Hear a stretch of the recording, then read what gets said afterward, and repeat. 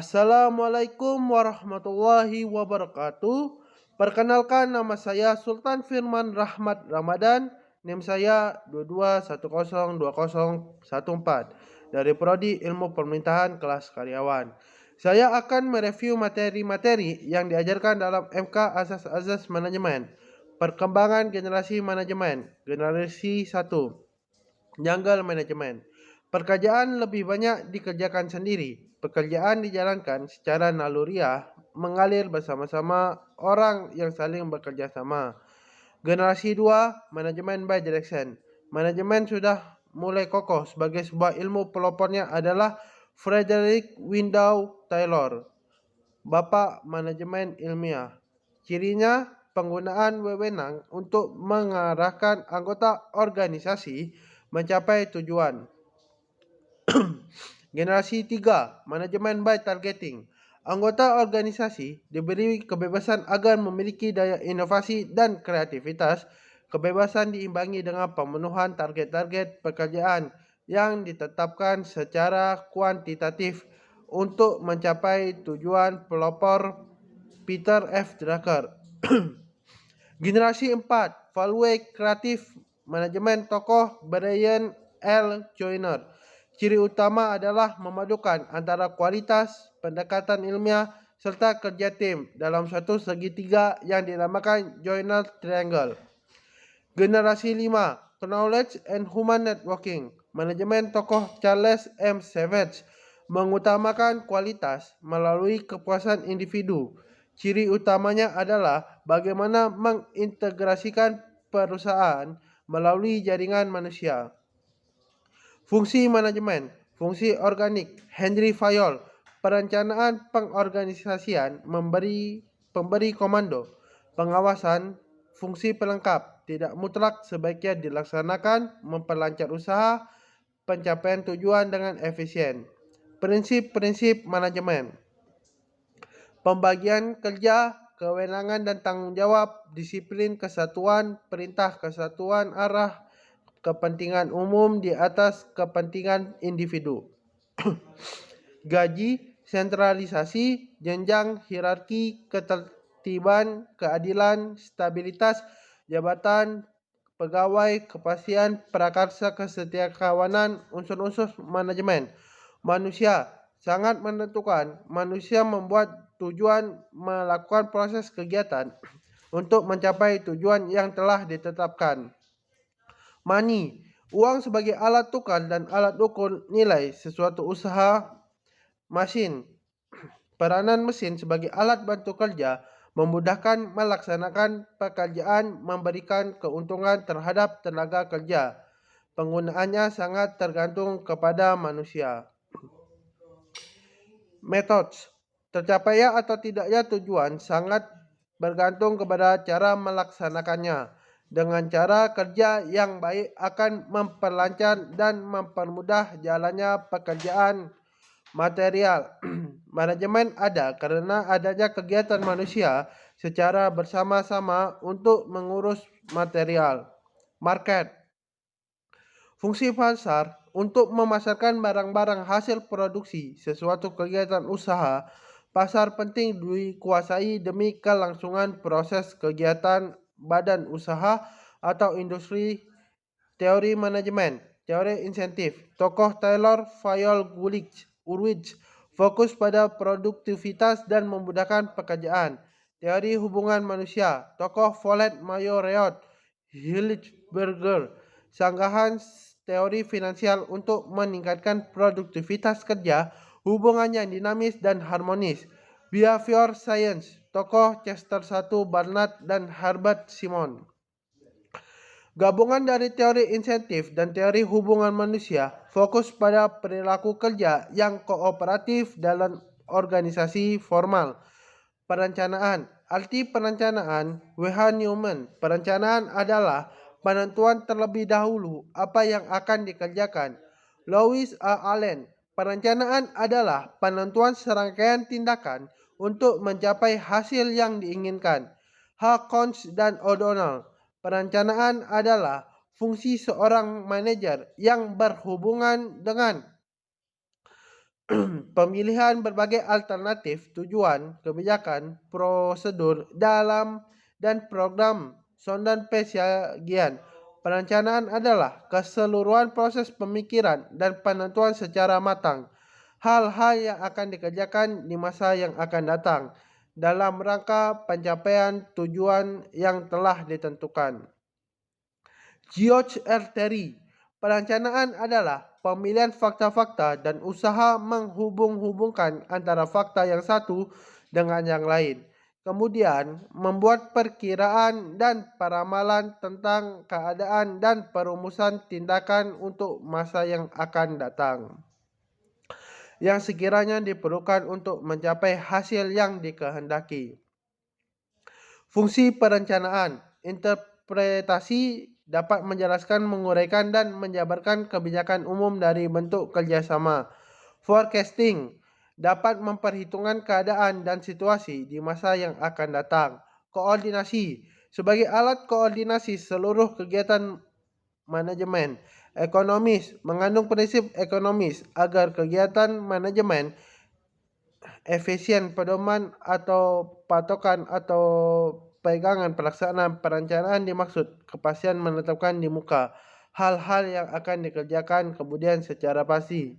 Preventive control, alat pengontrol dan penilaian agar terhindar dari penyelewengan dan pemborosan baik waktu, tenaga, biaya maupun fasilitas manajemen. Prinsip perencanaan, kontributor membantu tercapainya tujuan manajemen primari, aktiviti, kegiatan pertama dari seluruh kegiatan manajemen. Pervasivitas mencakup seluruh kegiatan manajemen, menyeluruh dalam setiap level. Alternatif, adanya alternatif, pilihan bahan, waktu, tenaga, biaya. Efisiensi, nilai efisiensi, penghematan dan kerapian. Limiting factor, faktor yang urgen, terang, jelas, tegas dan tidak bertele-tele. Fleksibilitas, mudah disempurnakan, diperbaiki, disesuaikan dengan situasi yang kondisi yang berubah-ubah. Strategis punya siasat agar diterima atasan masyarakat maupun anggota untuk dilaksanakan. Macam perencanaan, penggunaan sekali pakai, berulang atau tetap. Proses, polisi training, program planning, operational planning. Jangka waktu, long range planning, intermediate planning, short range planning. Wilayah pelaksanaan, rural planning, city planning, regional planning, national planning. Materi, personal planning, financial planning, industrial planning, educational planning, socio-economic planning. Segi umum dan khusus rencana umum, rencana khusus, perencanaan pola kerja umum, perencanaan jaringan kerja, sumber perencanaan kebijakan, pucuk pimpinan, hasil pengawasan kebutuhan masa depan, membuat perencanaan perorangan, unit staf, panitia, kontraktor, pengorganisasian. Arti organisasi, James D. Money, organisasi adalah bentuk setiap perserikatan manusia untuk mencapai tujuan bersama. George R. Terry, organisasi adalah mengalokasikan seluruh pekerjaan yang harus dilaksanakan antara kelompok kerja dan menetapkan wewenang relatif serta tanggung jawab masing-masing individu yang bertanggung jawab untuk setiap komponen kerja dan menyediakan lingkungan kerja yang tetap dan sesuai hakikat organisasi. Organisasi sebagai wadah tempat di mana kegiatan-kegiatan manajemen dilaksanakan. Organisasi sebagai proses interaksi antara orang-orang di dalam organisasi, unsur organisasi, kelompok orang, kerjasama, tujuan bersama, fungsi organisasi. Mengatur kerja dan kerjasama yang sebaik-baiknya, mencegah keterlambatan dan kesulitan kerja, mencegah kesimpang siuran kerja, menentukan pedoman-pedoman kerja. Prinsip organisasi, menetapkan tujuan, kesatuan arah, kesatuan perintah, keseimbangan antara wewenang dan tanggung jawab seseorang ada 3 jenis pelimpahan wewenang ke bawah. Pelimpahan wewenang horizontal, pelimpahan wewenang ke atas, pembagian tugas. Pedoman pembagian kerja, jumlah unit, organisasi. Organisasi mempunyai fungsi bulat dan berkaitan satu sama lain. Pembentukan unit baru hanya dilakukan bila unit yang ada tidak tepat lagi menampung kegiatan yang sangat berbeda. Secara garis besar dalam suatu organisasi dibedakan sesuai dengan aktivitas yang sama. Struktur organisasi harus disusun sesederhana mungkin. Pola dasar organisasi harus relatif permanen. Adanya jaminan jabatan balas jasa yang diberikan kepada setiap orang harus setimpal dengan jasa yang diberikan. Penempatan orang yang sesuai dengan keahliannya.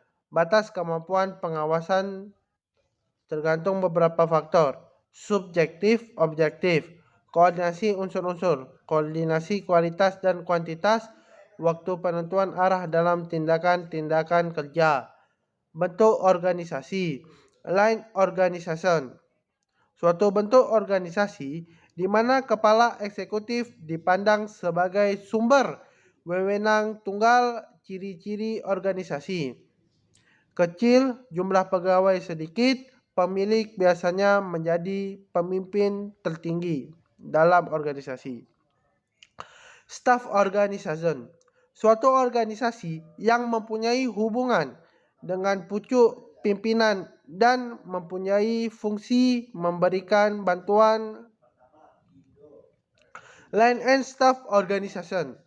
Suatu organisasi di mana pimpinan dibentuk oleh staf dan ada kesatuan komando serta memiliki garis komando dari tingkat yang paling atas hingga tingkat yang paling bawah.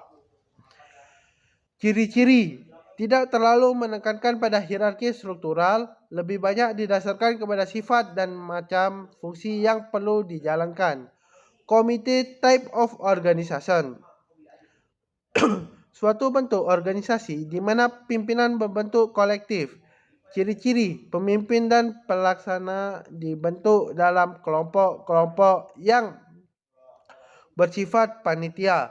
Tugas kepemimpinan dilaksanakan secara kolektif oleh sekelompok orang. Semua anggota pimpinan mempunyai hak, wewenang, dan tanggung jawab yang sama. Bentuk lain organisasi. Jumlah orang yang memegang pimpinan bentuk tunggal, bentuk komisi, bentuk lurus, bentuk fungsional, bentuk lurus dan fungsional. Bagian organisasi. Piramid, horizontal, vertikal, lingkaran, lukisan. Masing-masing bagian kecuali lukisan dapat dibedakan menurut isi sebagai berikut. Struktural, fungsional, jabatan, nama, penggerakan. George R. Terry menempatkan semua anggota kelompok agar bekerja secara sadar untuk mencapai tujuan yang telah ditetapkan sesuai dengan perencanaan dan pola organisasi. Prof. Dr. Haji Arifin Abdul Rahman MPA. Kegiatan manajemen untuk membuat orang lain suka dan dapat bekerja. Istilah penggerakan. Actuating, direction, commanding, motivating, starving, leading, teori kebutuhan. Kebutuhan adalah suatu kesenjangan atau pertentangan yang dialami antara suatu kenyataan dengan dorongan yang ada dalam diri. Teori tingkat kebutuhan oleh Abraham Maslow. Kebutuhan fisiologis, kebutuhan rasa aman, kebutuhan untuk merasa memiliki, kebutuhan akan harga diri, kebutuhan untuk mengaktualisasikan diri. Teori kebutuhan oleh David McClelland. Kebutuhan untuk berprestasi, yaitu kebutuhan untuk berprestasi yang merupakan refleksi dari dorongan akan tanggung jawab untuk memecahkan masalah. Kebutuhan untuk berafiliasi. Kebutuhan untuk berafiliasi yang merupakan dorongan untuk berinteraksi dengan orang lain, berada bersama orang lain, tidak mau melakukan sesuatu yang merugikan orang lain. Kebutuhan untuk berkuasa. Kebutuhan untuk kekuasaan yang merupakan refleksi dari dorongan untuk mencapai otoritas untuk memiliki pengaruh terhadap orang lain. Teori REG oleh Alderfer, existence need. Kebutuhan ini berhubungan dengan fisik dari eksistensi pegawai relatedness needs. Kebutuhan interpersonal, yaitu kebutuhan dalam berinteraksi dalam lingkungan kerja. Growth needs, kebutuhan untuk mengembangkan dan meningkatkan pribadi. Teori X dan Y oleh Douglas MacGregor. Teori X berasumsi umumnya manusia tidak senang bekerja dan berusaha untuk menghindar jika mungkin. Pada umumnya, manusia harus diawasi dengan ketat, dipaksa, dan diberi hukuman untuk tujuan-tujuan organisasi. Pada umumnya, manusia tidak mempunyai ambisi. Teori E dengan asumsi bahwa bekerja adalah kodrat manusia, bahwa manusia akan mengawasi dan mengarahkan dirinya sendiri untuk mencapai tujuan organisasi. Karena sudah ada keterikatan terhadap organisasi. Manusia akan mengawasi dirinya sendiri dan akan berprestasi jika diberikan motivasi yang baik. Teknik pergerakan.